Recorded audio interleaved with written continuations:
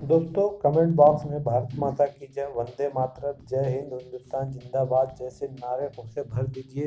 चीन को मुंहतोड़ जवाब देगा अड़िग भारत, गतिरोध से एक भी कदम पीछे नहीं हटेगा। लद्दाख में सीमा विवाद को लेकर भारत और चीन के बीच तनाव जारी है। तनाव का आलम यह है कि लद्दाख में वास्तविक नियंत्रण रेखा पर चीन और भारत की ओर से सेना फिर एक बार आमने सामने है।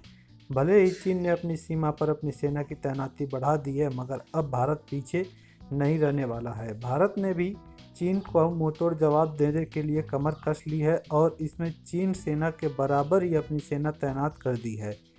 इस कदम के साथ ही भारत ने अपना स्टैंड स्पष्ट कर दिया है कि वह चीन से जारी गतिरोध से एक भी कदम पीछे हटने वाला नहीं है। भारत अब गतिरोध से पीछे नहीं हटेगा। भारत ने पूर्वी लद्दाख में तनाव वाले इलाके में चीन के साथ गतिरोध से अब पीछे हटने वाला न का फैसला कर लिया है। काकाकोरम दर्रा और इस क्षेत्र में तैनाती चीनी सैनिक का मुकाबला करने के लिए भारत ने सैनिक तैनात कर दिए हैं। यह जानकारी इस मामले से परिचित लोगों ने नाम न जाहिर होने की शर्त पे दी।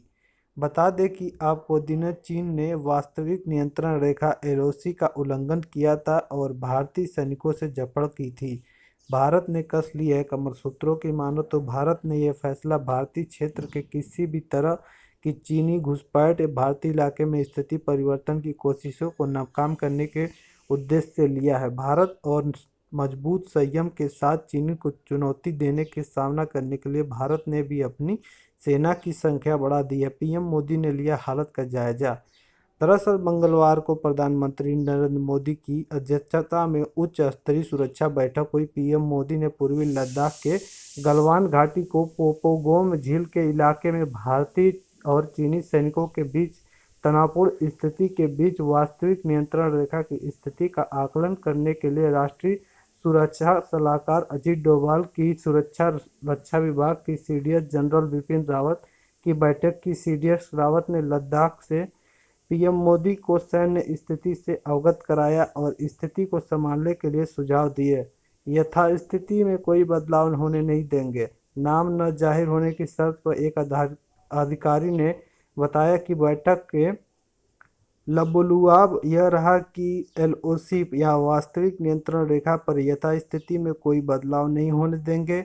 हम ऐसा कभी नहीं होने देंगे। उन्होंने कहा, हम अतीत में भी ऐसी स्थितियों का सामना किया है और हम आगे भी हालात का सामना करने का ताकत और संयम रखते हैं।